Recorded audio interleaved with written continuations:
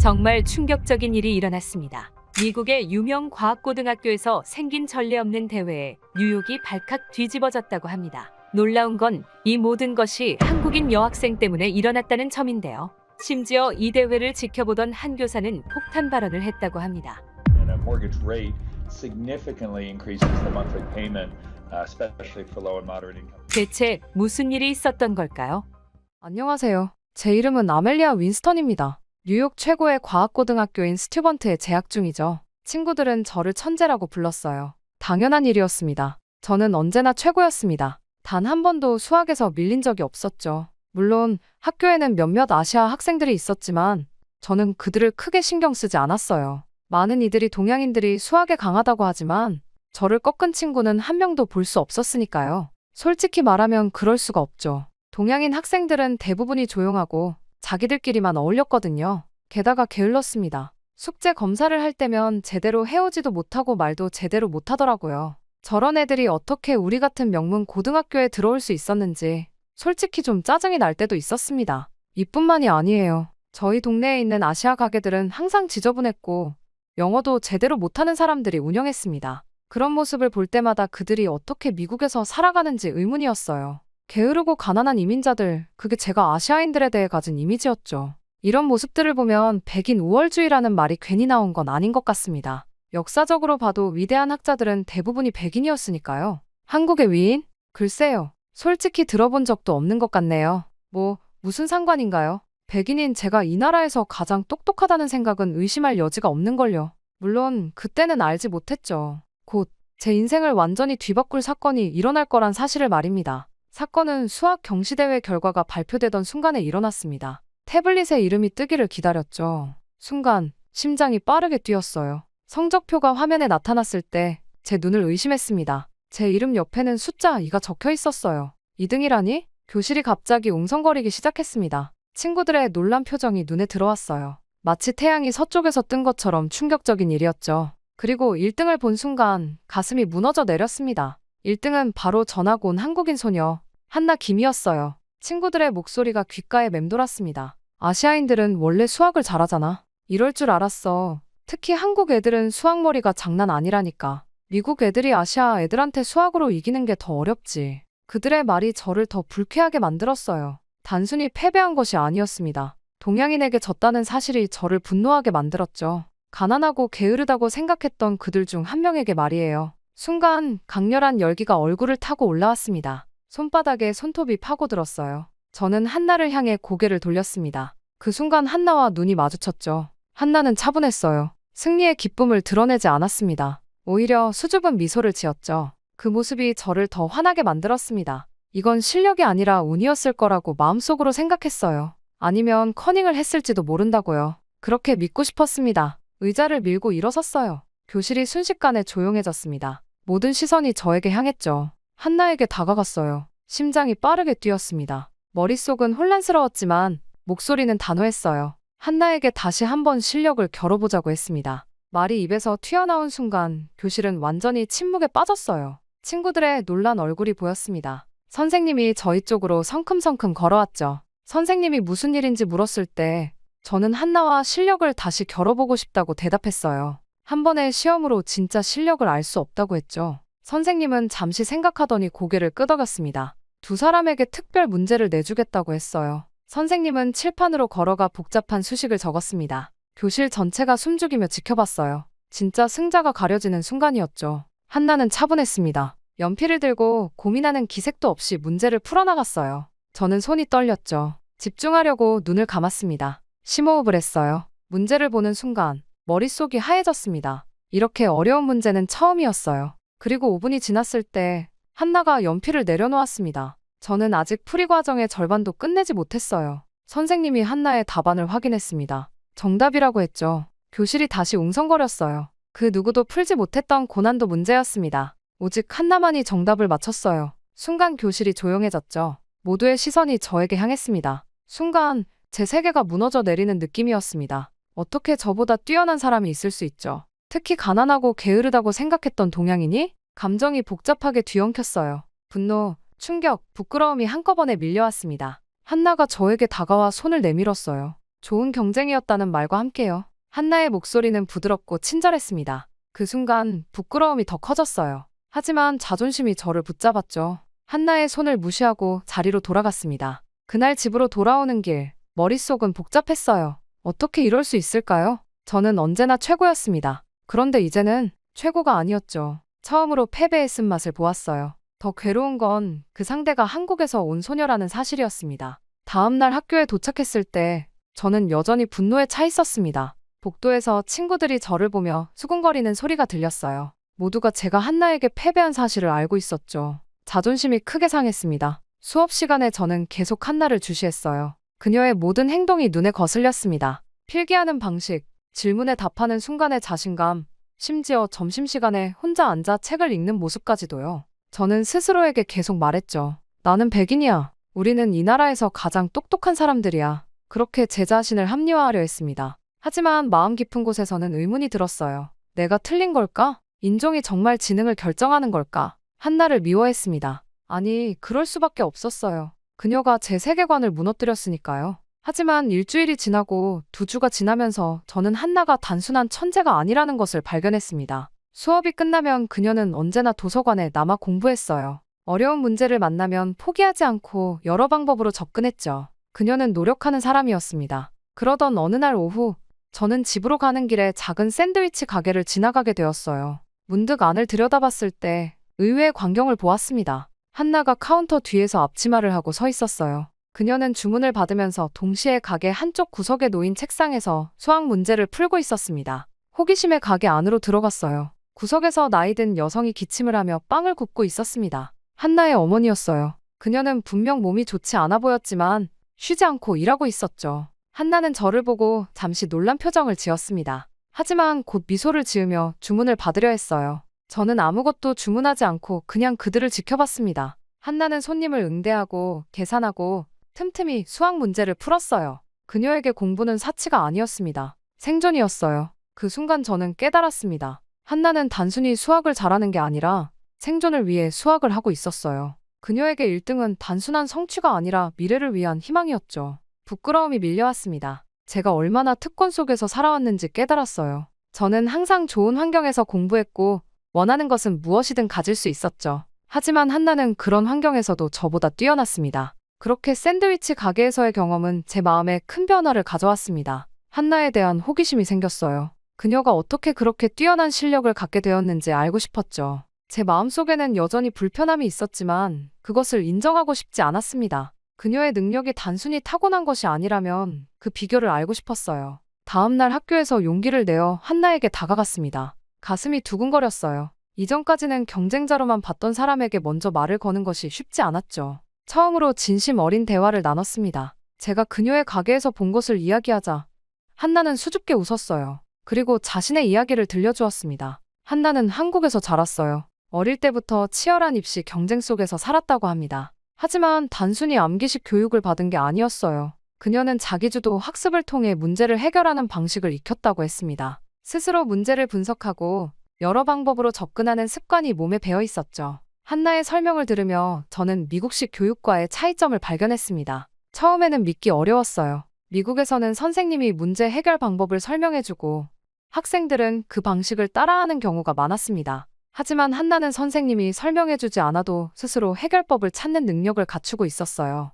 이것이 제가 그녀를 이길 수 없었던 이유였을까요? 저는 혼란스러웠지만 동시에 호기심이 커졌습니다. 집에 돌아와 부모님께 한나의 이야기를 전했어요. 마음속 깊은 곳에서는 여전히 인정하기 싫었지만 그녀의 방식에서 배울 점이 있다고 느꼈습니다. 놀랍게도 부모님은 큰 관심을 보이셨어요. 특히 아버지는 교육 분야에 관심이 많으셨죠. 그래서 그런지 한나의 학습 방식에 매료되셨습니다. 저녁 식사 시간에 아버지가 물으셨어요. 도대체 한국에서는 어떻게 교육을 받길래 저렇게 스스로 공부를 잘하지? 이 질문을 시작으로 우리 가족은 한국 교육에 대해 더 알아보기 시작했습니다. 인터넷으로 자료를 찾아보고 한인 커뮤니티의 강연에도 참석했어요. 처음에는 단순한 호기심이었지만 점점 더 한국의 교육 시스템과 문화에 진정한 관심이 생겼습니다. 그리고 제 마음속에는 불편한 감정이 서서히 존경심으로 바뀌기 시작했어요. 용기를 내어 한나의 가족을 저희 집에 초대했습니다. 처음에는 어색했어요. 제가 한나를 미워했던 것이 부끄러웠죠.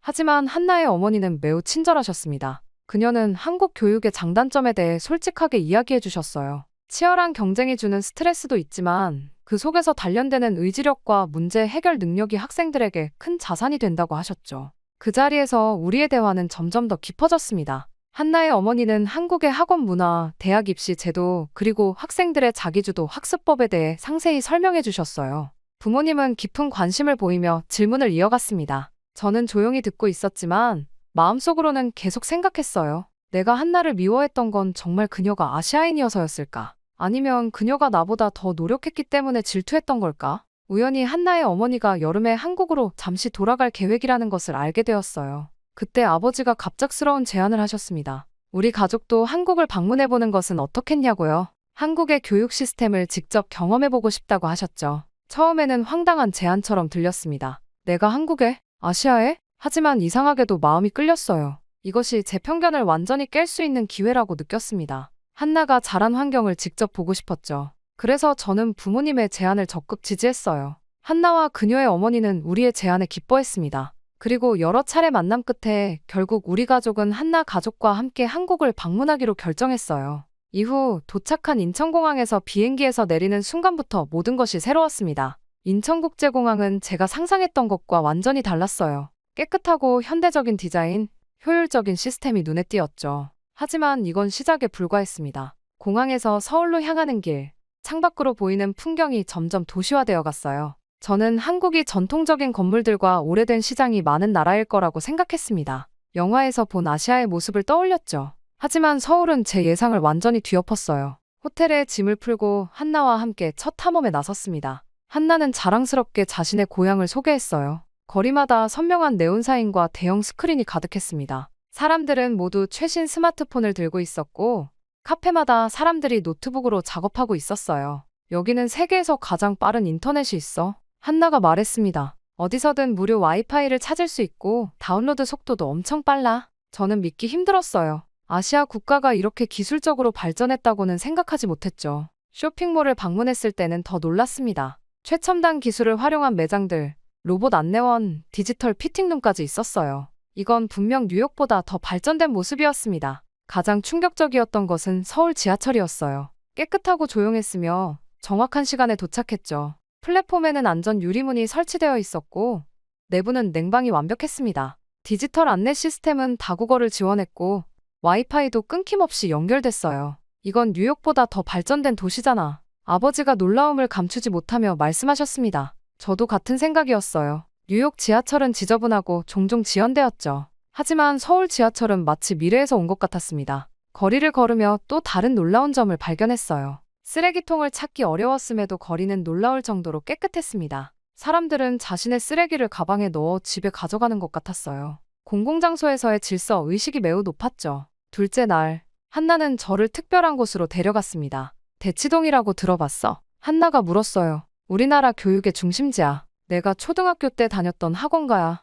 지하철을 타고 대치동에 도착했을 때 저는 그 규모에 놀랐습니다. 고층 건물마다 학원 간판이 빼곡했어요. 거리에는 교복을 입은 학생들이 분주하게 오갔죠. 오후 시간임에도 불구하고 학생들로 가득했습니다. 여기는 한국 최고의 학원가야. 수많은 학생들이 대학 입시를 위해 이곳에서 공부해. 한나가 설명했어요. 건물 안으로 들어가자 여러 층에 걸쳐 다양한 종류의 학원이 있었습니다. 수학, 과학, 영어, 논술, 심지어 예술과 음악 학원까지 있었어요. 학생들은 한 학원에서 다른 학원으로 빠르게 이동했죠. 저는 이 광경에 압도되었습니다. 한나가 어떤 환경에서 자랐는지 이제야 이해할 수 있었어요. 그녀의 학업 능력이 우연이 아니라 이런 환경 속에서 형성된 것임을 깨달았습니다. 대치동 학원가를 방문한 다음 날, 한나는 특별한 제안을 했습니다. 아멜리아, 내가 다녔던 수학학원에서 레벨 테스트를 받아볼래? 미국과 한국의 교육 차이를 직접 경험해 볼 수 있을 거야. 처음에는 망설였어요. 낯선 나라에서 시험을 본다는 생각이 부담스러웠습니다.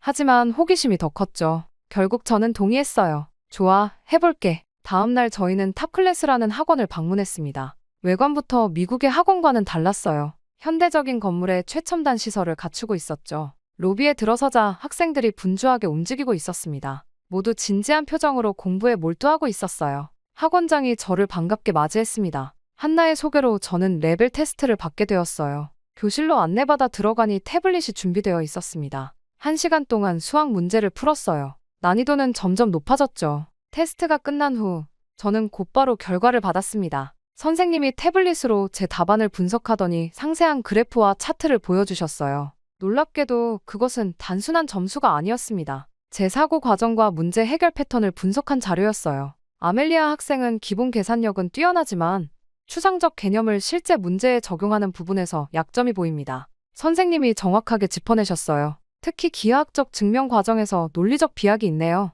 저는 깜짝 놀랐습니다. 미국에서는 단순히 맞고 틀린 문제 수만 알려줄 뿐이었는데 이곳에서는 제가 어떻게 생각하는지까지 분석했어요. 게다가 제 약점을 정확히 짚어내는 것이 충격적이었습니다. 선생님은 계속해서 제게 맞춤형 학습 계획을 제안했어요. 이런 패턴의 학생들에게는 구체적인 예시에서 추상적 개념으로 연결하는 훈련이 필요합니다. 이 방식으로 접근하면 2-3주 안에 상당한 향상이 있을 겁니다. 그 순간 저는 깨달았습니다. 한나의 학습 방식이 바로 이곳에서 시작되었다는 것을요. 그녀가 왜 그렇게 문제 해결 능력이 뛰어난지 이해할 수 있었어요. 이곳은 단순히 문제를 푸는 방법을 가르치는 것이 아니라 학생의 약점을 분석하고 맞춤형 교육을 제공하는 방식으로 운영되고 있었습니다. 단순히 암기하는 게 아니라 스스로 약점을 극복하도록 만드는 거구나. 제 마음속으로 생각했어요. 그날 오후 저는 실제로 한국 학생들과 함께 수업에 참여했습니다. 처음에는 언어 장벽이 걱정되었지만 수학은 보편적인 언어였어요.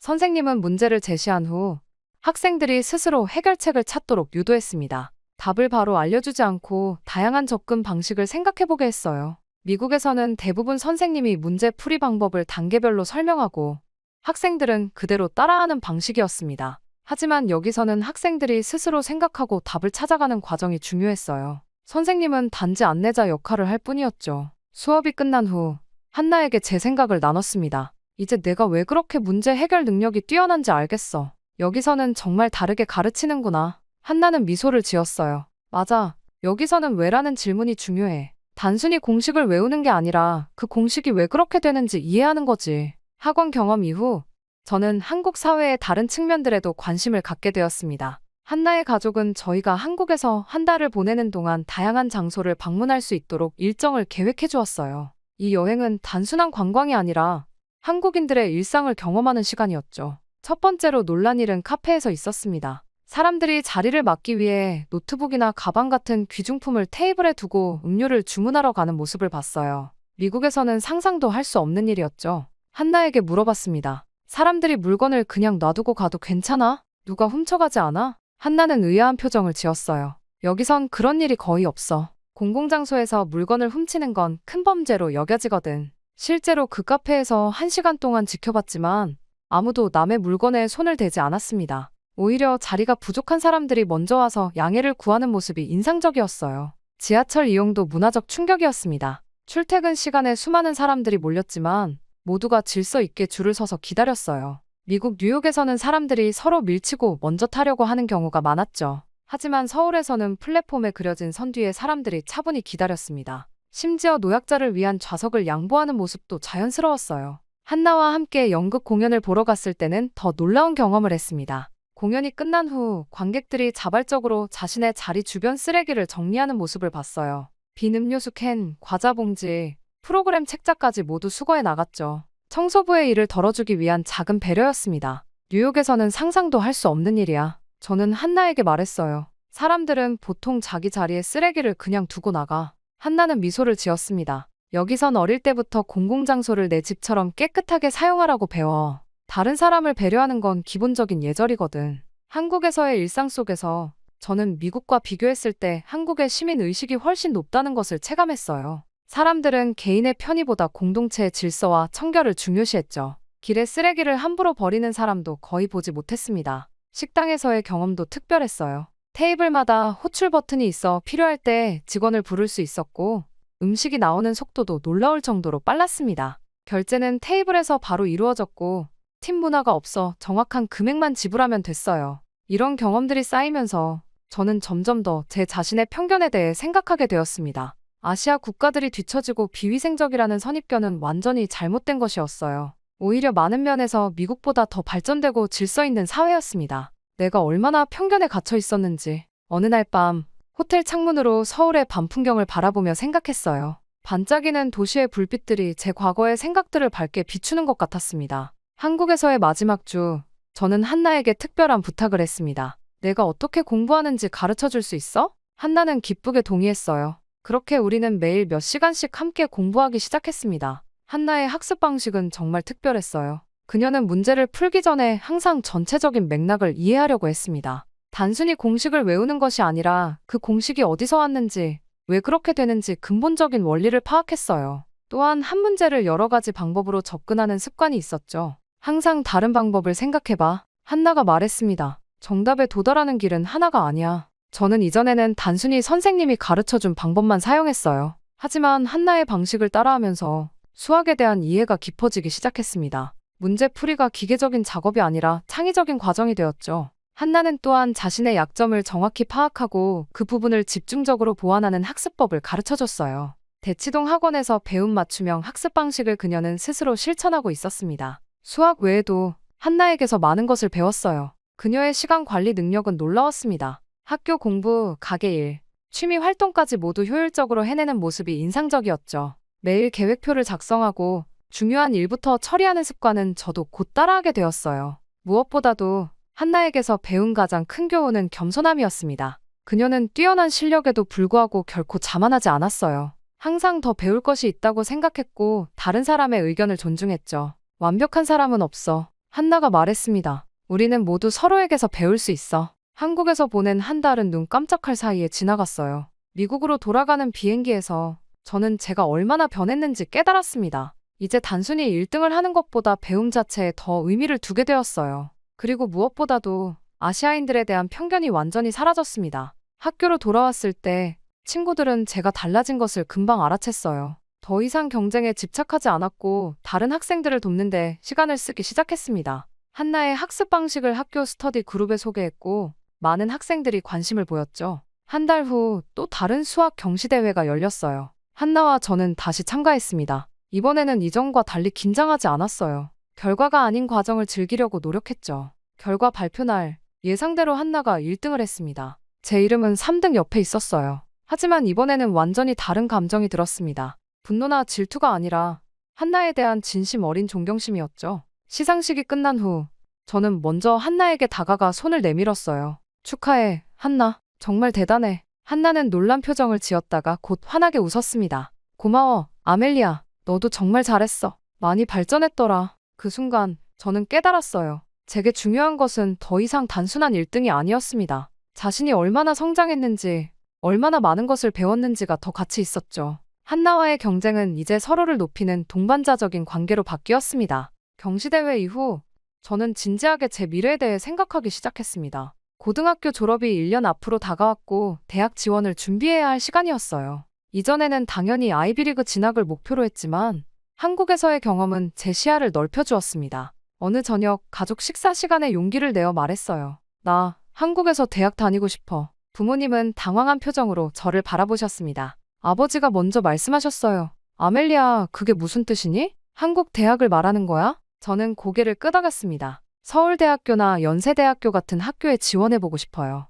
특히 수학과나 컴퓨터 공학 쪽으로요. 어머니는 걱정스러운 표정을 지으셨어요. 언어는 어떻게 할 거니? 한국어로 수업을 들을 수 있겠어? 요즘은 영어 트랙 과정이 많이 있어요. 그리고 한국어도 배울 거예요. 이미 한나에게 기초를 배우기 시작했어요. 사실 한국에 있는 동안 매일 한나에게 한국어를 조금씩 배웠습니다. 처음에는 부모님이 반대하실 줄 알았어요. 하지만 뜻밖에도 아버지는 곰곰이 생각하시더니 긍정적인 반응을 보이셨습니다. 사실 내가 한국에서 보여준 성장을 보면 그 나라에서 배울 점이 정말 많다는 걸 인정해야겠구나. 어머니도 이내 수긍하셨어요. 내가 그렇게 열심히 준비한다면 우리는 내 꿈을 응원할게. 그런데 한나는 어떻게 생각해? 다음 날 학교에서 한나에게 제 계획을 이야기했습니다. 한나는 놀랍게도 기뻐하는 대신 진지한 표정을 지었어요. 내가 미국에 온 이유는 여기 교육 시스템에서 배우기 위해서였어. 한나가 말했습니다. 미국도 장점이 많아. 창의성과 자유로운 사고를 중요시하잖아. 그리고 한나는 자신의 꿈을 이야기해 주었어요.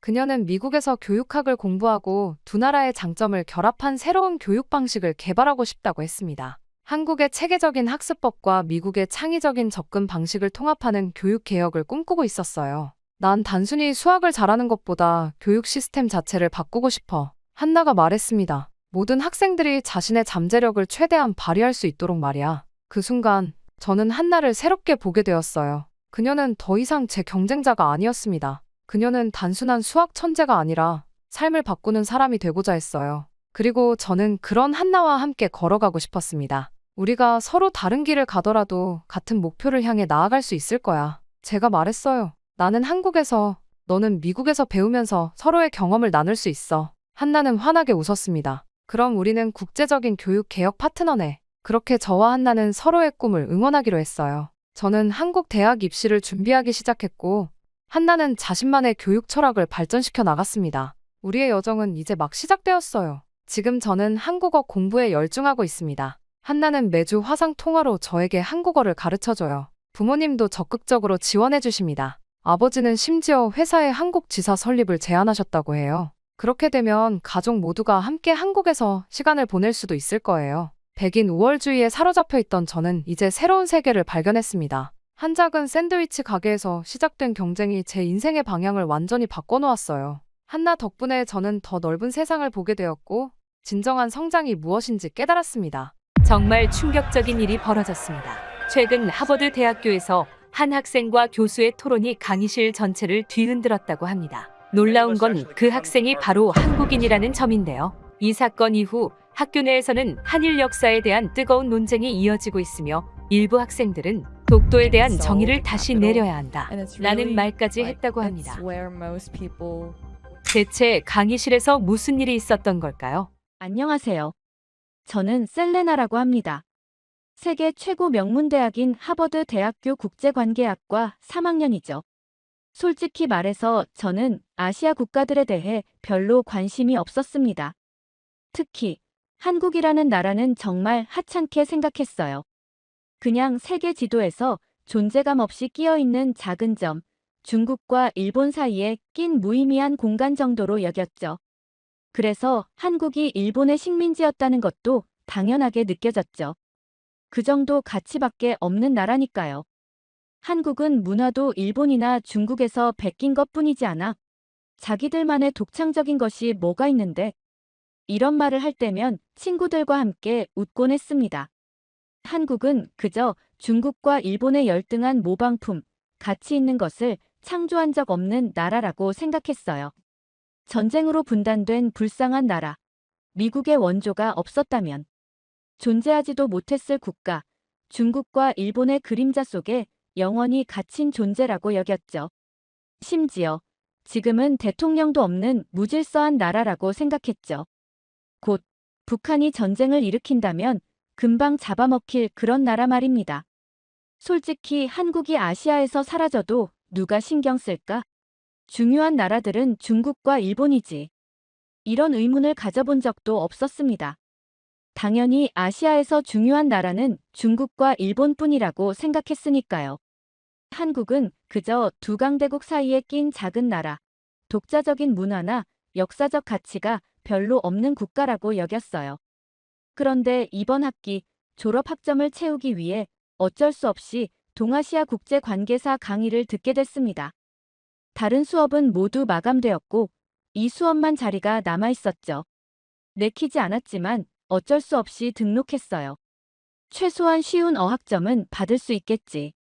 이런 생각으로 첫 수업에 들어갔습니다. 강의를 맡은 사람은 일본 출신의 역사학자 타카하시 교수였어요. 타카하시 교수는 하버드에서 10년 이상 가르친 베테랑 교수였고 동아시아 역사 연구로 명성이 자자했죠. 특히 제가 들은 바로는 그는 한국의 역사적 주장에 비판적인 시각을 가진 것으로도 유명했습니다.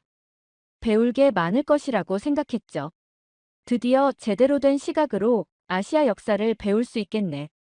첫 수업 시간, 타카하시 교수는 우아한 일본식 영어로 자기 소개를 했어요. 세련된 정장 차림의 단정한 외모, 그리고 자신감 넘치는 말투가 인상적이었습니다.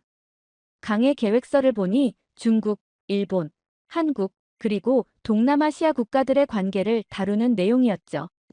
이번 학기 동안 우리는 동아시아의 복잡한 국제관계를 탐구할 것입니다. 특히 역사적 사실에 기반한 객관적 시각으로 접근하겠습니다. 타카하시 교수의 말에 저는 고개를 끄덕였어요. 객관적 사실이라니 당연히 한국보다는 일본과 중국이 역사적으로 더 중요했을 테니까요. 수업이 진행될수록 타카하시 교수는 중국과 일본의 역사적 중요성을 강조했고 한국에 대해서는 중국 문화의 전달자 정도로만 언급했습니다. 뭐 예상대로네. 저는 그의 강의에 별다른 의문을 품지 않았어요. 오히려 제 기존 생각을 확인시켜주는 것 같아 안심했죠. 강의실에는 몇몇 한국인 학생들도 있었는데 그들의 표정이 불편해 보일 때마다 저는 속으로 생각했습니다. 감정적이라더니 역시 그렇군. 타카하시 교수는 종종 한국에 관한 주제가 나올 때마다 살짝 비꼬는 듯한 말투를 사용했어요. 한국은 항상 피해자 의식을 갖고 있죠. 한국의 주장은 학술적 근거보다 감정에 기반한 경우가 많습니다. 같은 말들이었습니다. 이런 말을 들을 때마다 저는 역시 한국이란 나라는 그렇지라고 생각했죠. 수업을 들으면서 제 마음속에는 한국에 대한 편견이 더 깊어졌어요. 학술적으로 존경받는 교수의 말이니 틀림없이 사실일 거라고 믿었습니다. 그렇게 6주가 흘렀죠. 한국에 대한 제 생각은 점점 더 부정적으로 변했습니다. 역사적으로 중요하지 않은 나라, 중국과 일본 사이에 낀 작은 나라, 객관적인 시각 없이 감정적으로만 반응하는 나라. 이런 이미지가 제 머릿속에 단단히 자리 잡았어요. 타카하시 교수는 매 수업마다 이런 시각을 더욱 강화시켜 주었습니다. 그는 언제나 객관적인 학문적 관점이라는 명목 하에 한국의 역사적 주장을 하나씩 반박했어요. 그리고 저는 그의 모든 말을 의심 없이 받아들였죠. 한국은 자신들의 문화적 정체성을 과장하는 경향이 있습니다. 예를 들어, 많은 문화유산들이 사실은 중국이나 일본에서 유래했죠. 이런 교수의 말에 저는 고개를 끄덕이며 열심히 노트에 적었습니다. 한국인 학생들의 얼굴이 붉어지고 불편해하는 모습이 보일 때마다 저는 그저 진실을 받아들이기 힘들어하나 보다라고 생각했어요. 그렇게 반학기가 지났고 강의 주제는 점점 더 현대 이슈로 옮겨갔습니다. 역사적 배경에서 현대 동아시아의 국제관계 문제로요. 특히 영토 분쟁, 역사 교과서 논쟁, 전쟁 피해자 보상 문제 등이 다가오는 수업의 주제였죠. 교수는 다음 수업 주제를 예고했습니다. 다음 시간에는 동아시아의 현대 영토 분쟁에 대해 다루겠습니다. 특히 독도 다케시마 문제를 중점적으로 살펴볼 예정이니 준비해 오세요. 저는 독도가 뭔지도 잘 몰랐어요. 그냥 한국과 일본이 다투는 작은 섬 정도로만 알고 있었죠. 하지만 타카하시 교수의 강의라면 틀림없이 객관적이고 학문적인 시각으로 이 문제를 잘 설명해 줄 거라 기대했습니다. 다음 날 강의실에 들어서자 학생들로 가득 찼습니다. 오늘 수업은 특별히 많은 학생들이 참석한 것 같았어요. 타카하시 교수는 평소보다 더 격식 있는 정장 차림으로 등장했고 칠판에는 굵은 글씨로 동아시아의 영토 분쟁이라고 적혀 있었습니다. 자, 오늘은 현대 동아시아에서 진행 중인 주요 영토 분쟁들에 대해 살펴보겠습니다. 타카하시 교수는 프로젝터를 켜고 지도를 보여주었어요. 처음에는 남중국해 분쟁, 쿠릴 열도 문제 등 다양한 영토 분쟁을 객관적으로 설명하는 듯 했죠. 저는 노트북을 펴고 열심히 필기했습니다. 역시 하버드 교수다워. 그렇게 생각했어요. 그런데 갑자기 슬라이드가 바뀌며 동해 한가운데 작은 섬의 사진이 나타났습니다. 독도 다케시마라는 제목과 함께요. 이제 한국과 일본 사이에 가장 민감한 영토 분쟁 중 하나인 독도, 일본명 다케시마 문제를 살펴보겠습니다. 타카하시 교수의 목소리가 미묘하게 달라졌어요. 더 단호해지고 감정이 섞인 듯한 느낌이었죠. 그의 눈빛도 달라졌습니다. 저는 이런 변화를 감지하고 고개를 들었어요. 독도는 역사적으로나 국제법적으로 일본 영토입니다. 한국이 불법 점거하고 있는 것이죠. 타카하시 교수가 단언하듯 말했습니다. 순간 강의실이 술렁였어요. 대부분의 학생들은 의아한 표정이었지만 일부는 교수의 말에 공감한다는 듯 고개를 끄덕였죠. 저도 그중 하나였습니다. 당연히 일본이 역사적으로 더 중요한 나라니까 한국이 불법으로 차지한 거겠지라고 생각했어요. 1905년 시마네현 고시에 따라 일본은 다케시마를 공식적으로 영토에 편입했습니다. 이는 국제법상 정당한 영토 편입 절차였죠. 타카하시 교수는 계속해서 역사적, 법적 근거를 제시하며 독도가 일본 영토라고 주장했어요. 그의 논리는 매우 확신에 차 있었고 학생들은 그의 말을 의심 없이 받아들이는 듯 했습니다. 저 역시 그랬어요. 한국은 제2차 세계대전 이후 이 섬을 불법적으로 점거했습니다. 그리고 그 이후로 계속 점거하고 있죠. 타카하시 교수의 목소리가 점점 더 날카로워졌어요. 학술적 분석이라기보다는 개인적인 주장처럼 들리기 시작했죠. 하지만 저는 여전히 의심하지 않았습니다. 그가 하버드의 교수이고 동아시아 역사 전문가니까요. 그런데 교수는 거기서 멈추지 않았어요. 독도 문제를 넘어 한국 전체를 비하하는 발언을 시작했습니다. 한국은 감정적으로 역사를 바라보기 때문에 국제사회에서 신뢰를 얻지 못합니다. 이 말에 강의실의 분위기가 더욱 긴장되었어요. 몇몇 한국인 학생들의 얼굴이 붉어졌죠. 하지만 타카하시 교수는 계속 말을 이어갔습니다. 한국은 객관적 사실보다 민족주의적 감정을 우선시합니다. 이러한 접근 방식으로는 국제 분쟁을 해결할 수 없죠. 저는 순간 당황했어요. 하버드의 강의실에서 그것도 저명한 교수가 이렇게 노골적으로 한 나라를 비하하는 발언을 하다니요. 지금까지 타카하시 교수의 말을 무비판적으로 받아들였지만 이건 좀 지나친 것 같다는 생각이 들었습니다.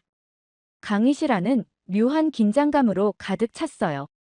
일부 학생들은 불편한 표정으로 서로를 쳐다봤고 다른 학생들은 열심히 필기를 계속했죠. 저는 그동안 한국에 대해 가졌던 자신의 편견이 타카하시 교수의 개인적인 감정에 영향받은 것은 아닐지 잠시 의문이 들었어요. 그때였습니다. 강의실 앞줄에 앉아있던 한 한국인 여학생이 천천히 손을 들었어요. 그녀는 침착한 표정이었지만 눈빛에는 단호함이 깃들어 있었습니다.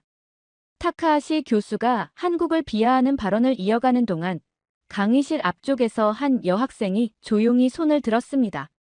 그녀는 단정한 정장 차림의 긴 검은 머리를 가진 동양인 학생이었어요.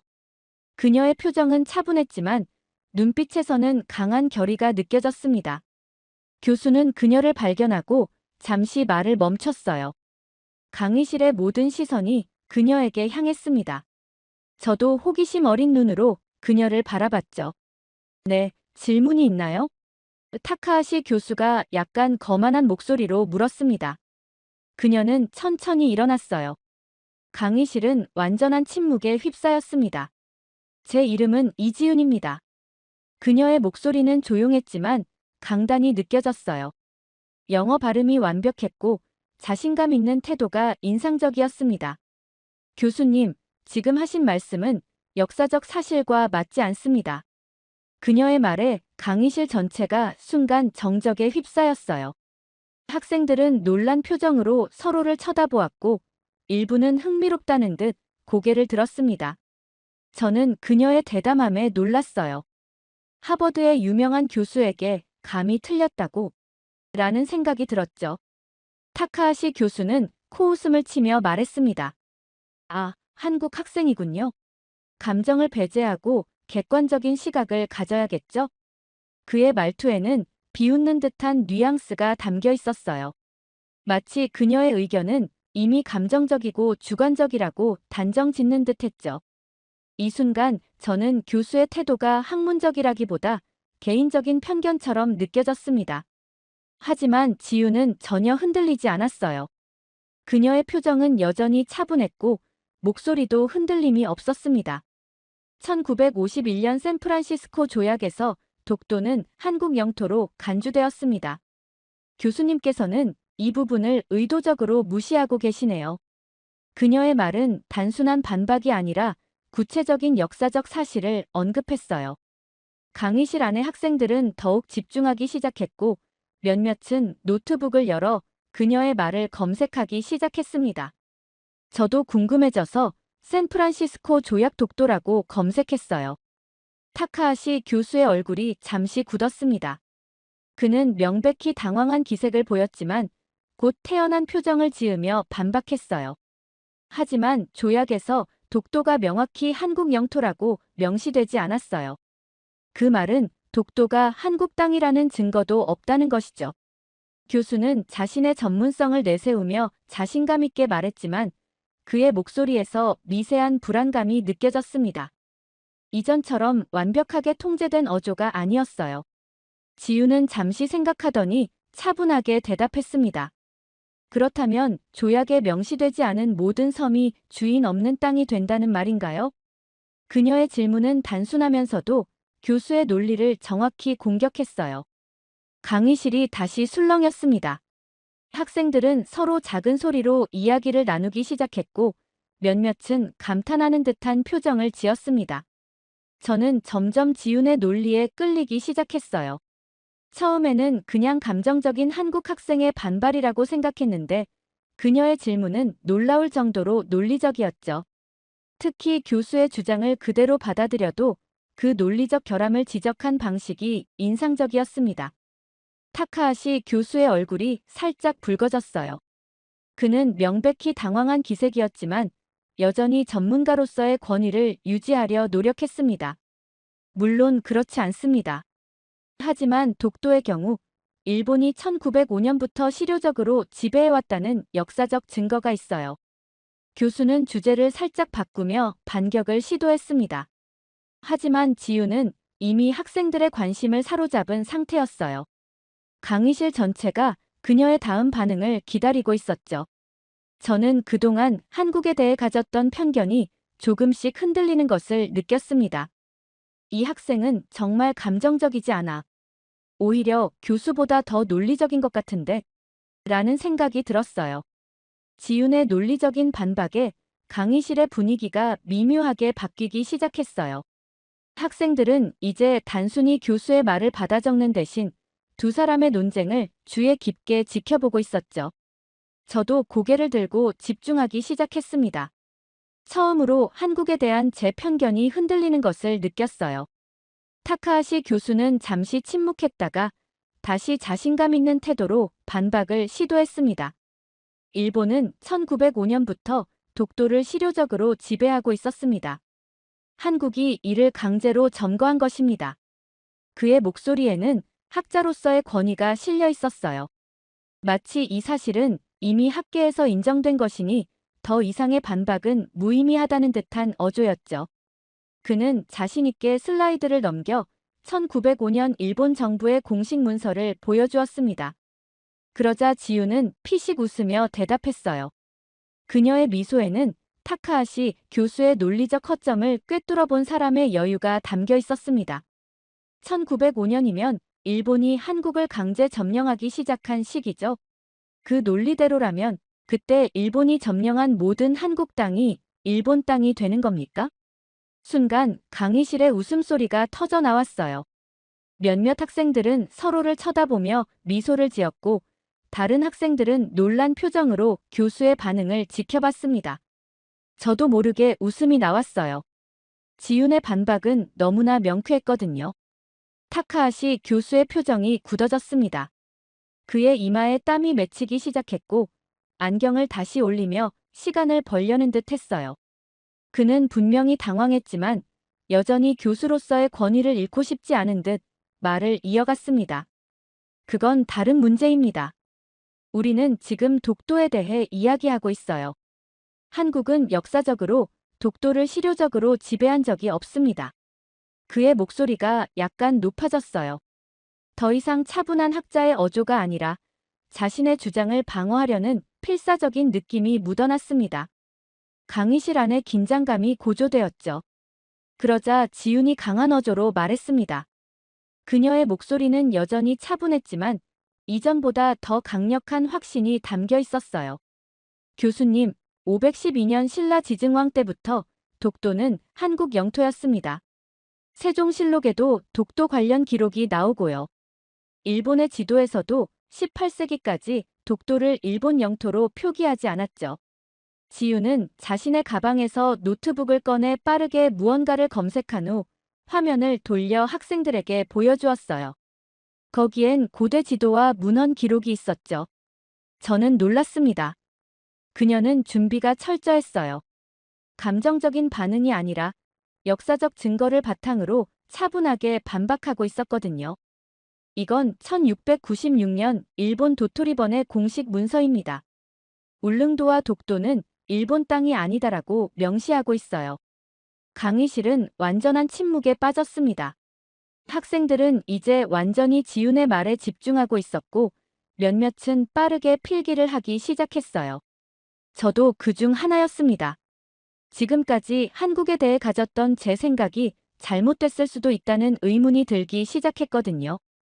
타카하시 교수는 말을 잇지 못했습니다. 그는 몇 번이고 입을 열었다 닫았지만 적절한 반박을 찾지 못하는 듯 했어요. 결국 그는 자료를 정리하며 시간을 벌려고 했죠. 강의실 분위기가 완전히 지윤에게 기울기 시작했어요. 학생들은 이제 그녀를 존경하는 눈빛으로 바라보고 있었습니다. 저도 그랬어요. 처음에는 감정적인 한국 학생이라고 생각했는데 그녀는 오히려 교수보다 더 학자다운 모습을 보여주고 있었거든요. 타카하시 교수는 마지막 시도를 했습니다. 그는 목소리를 가다듬고 다시 권위 있는 척 말했어요. 그런 고대 문헌들은 해석의 여지가 많습니다. 현대 국제법적 관점에서 봐야. 하지만 그의 말은 이미 설득력을 잃고 있었습니다. 학생들의 표정에서 그것을 읽을 수 있었어요. 저 역시 이제는 교수의 주장을 의심하기 시작했죠. 타카하시 교수는 더 이상 지윤의 논리적인 반박에 대응하지 못했어요. 그는 잠시 멍한 표정으로 서 있다가 서류를 정리하며 어색하게 말했습니다. 이 주제는 다음 시간에 더 다루도록 하겠습니다. 오늘 수업은 여기까지입니다. 학생들은 놀란 표정으로 서로를 쳐다봤어요. 수업 시간이 20분이나 남았는데도 교수가 갑자기 수업을 끝내다니 전례 없는 일이었죠. 지윤은 자리에 앉으며 조용히 노트북을 닫았습니다. 그녀의 표정은 차분했지만 눈빛에서는 작은 승리의 기쁨이 느껴졌어요. 저는 멍하니 앉아 있었습니다. 머릿속이 복잡했어요. 지금까지 한국과 일본의 역사에 대해 깊이 알지 못했어요. 솔직히 말해서 두 나라가 계속 다투고 있다고만 생각했죠. 한국이 그저 일본과 중국 사이에 낀 작은 나라, 독자적인 역사적 가치가 없는 나라라고 여겼던 제 생각이 순식간에 무너져 내리는 기분이었습니다. 내가 얼마나 무지했던 거지? 이런 생각이 들자 부끄러움이 밀려왔어요. 저는 그동안 한국에 대해 너무 쉽게 판단했던 것 같았습니다. 타카하시 교수의 말을 비판 없이 받아들이며 한국을 경멸했던 제 자신이 갑자기 부끄러워졌어요. 학생들이 강의실을 빠져나가기 시작했지만 저는 여전히 자리에 앉아 있었습니다. 오늘 있었던 일을 정리할 필요가 있었어요. 한 명의 한국인 학생이 논리적으로 역사적 사실을 설명하며 교수까지 제압하는 모습을 보며 한국이라는 나라에 대해 다시 생각하게 되었습니다. 한국은 정말 그저 감정적으로만 역사를 보는 나라일까? 아니면 내가 그동안 잘못된 정보에 속았던 걸까? 이런 생각이 들자 갑자기 더 많은 것을 알고 싶어졌어요. 객관적인 시각으로 한국의 역사와 문화를 배우고 싶다는 생각이 들었습니다. 그동안 가졌던 편견을 버리고 새롭게 시작하고 싶었어요. 강의실은 거의 비어가고 있었습니다. 지윤도 가방을 챙기고 나가려는 참이었어요. 저는 갑자기 결심했습니다. 용기를 내어 그녀에게 다가갔어요. 저기, 지윤. 그녀가 돌아보았습니다. 가까이서 보니 그녀는 생각보다 더 자신감 있어 보였어요. 단정한 외모와 지적인 분위기가 느껴졌습니다. 네. 그녀가 미소를 지으며 대답했어요. 저는 약간 떨리는 목소리로 말했습니다. 아까 정말 대단했어. 난 한국에 대해 잘 몰랐는데 내 말을 듣고 다시 공부해봐야겠다는 생각이 들었어. 솔직히 말하는 것이 조금 부끄러웠지만 저는 진심이었어요. 그녀의 논리적인 태도와 지식에 감명받았거든요. 지우는 더 환하게 미소를 지으며 말했습니다. 역사는 감정이 아니라 사실로 보는 거야. 관심이 있다면 언제든 이야기해줄게. 그녀의 친절한 반응에 저는 안도했어요. 제가 그동안 한국인들을 얼마나 잘못 판단했는지 다시 한번 깨달았죠. 감정적이고 논리가 부족하다고 생각했던 제 편견이 완전히 틀렸다는 것을 지훈이 증명했으니까요. 정말? 그럼 혹시 다음 주에 같이 커피 마시면서 이야기할 수 있을까? 저는 용기를 내어 제안했습니다. 한국에 대해, 그리고 동아시아 역사에 대해 더 배우고 싶었어요. 특히 편향되지 않은 시각으로 말이죠. 물론이지. 화요일 오후는 어때? 지훈이 대답했어요. 우리는 번호를 교환했고 다음 만남을 약속했습니다. 강의실을 나오면서 저는 마음이 한결 가벼워진 것을 느꼈어요. 지금까지 제가 가지고 있던 한국에 대한 생각이 얼마나 왜곡되어 있었는지 깨닫게 되었거든요. 세상엔 내가 모르는 것이 너무 많구나. 저는 도서관으로 향했습니다. 한국 역사에 관한 책을 찾아보기로 했어요. 이제부터는 누군가의 말을 맹목적으로 믿기보다 스스로 공부하고 판단하기로 결심했습니다. 타카하시 교수의 강의를 들으면서 가졌던 편견과 선입견들이 하나씩 무너지기 시작했어요. 그날 저는 처음으로 한국 역사책을 펼쳐보았습니다. 그리고 그것은 제 인생의 작은 전환점이 되었어요. 도서관에 도착해서 관련 서적을 찾아보는 동안 제 머릿속에는 지훈의 자신감 있는 모습이 계속 떠올랐어요. 그녀가 보여준 것은 단순한 애국심이 아니라 사실에 기반한 논리적인 주장이었습니다. 그것이 제가 한국을 다시 보게 된 결정적인 이유였죠. 역사는 감정이 아니라 사실로 보는 거야. 지훈의 이 말이 제 머릿속에 깊이 새겨졌습니다. 지훈과의 약속날이 다가왔습니다. 그 사이 저는 도서관에서 수많은 시간을 보냈어요. 한국 역사책, 독도 관련 자료, 일본의 한국 점령 시기에 관한 문헌들을 찾아 읽었죠. 진실을 알고 싶다는 갈망이 컸습니다. 마침내 화요일, 약속 장소인 카페에 도착했을 때 지훈은 이미 자리에 앉아 있었어요. 그녀는 미소를 지으며 저를 맞이했습니다. 책을 많이 읽었나 봐. 지훈이 제가 든 책들을 보며 물었어요. 응, 정말 많은 것을 알게 됐어. 특히 일본이 한국을 점령했던 역사에 대해서. 저는 솔직하게 대답했죠. 그날 이후 저는 한국 역사에 대해 더 깊이 공부하기 시작했습니다. 처음엔 단순한 호기심이었지만 점점 진실을 알게 되면서 생각이 바뀌었죠. 독도가 한국 영토라는 역사적 증거들을 발견했습니다. 지훈이 말했던 것처럼 신라 시대부터 한국의 문헌에 독도 관련 기록이 있었고 조선 왕조 시기에도 명확하게 한국 영토로 인식되고 있었던 거죠. 특히 놀라웠던 것은 일본 자신들의 고지도에서도 독도를 일본 영토가 아닌 것으로 표시하고 있다는 점이었어요. 지훈은 제가 가져간 책들을 보면서 더 많은 설명을 해주었습니다. 그녀는 감정적으로 말하는 대신 사실과 문헌을 바탕으로 차분히 이야기했어요. 이런 태도가 저에게는 더 큰 신뢰를 주었죠. 타카하시 교수는 어떻게 됐어? 지훈이 물었어. 수업 스타일이 완전히 바뀌었어. 더 이상 한국에 대한 비하 발언은 하지 않고 객관적인 사실만 다루려고 해. 그날 이후로 자신감이 많이 줄어든 것 같아. 우리는 웃으며 이야기를 나눴어요. 그리고 대화는 자연스럽게 한국 문화로 이어졌습니다.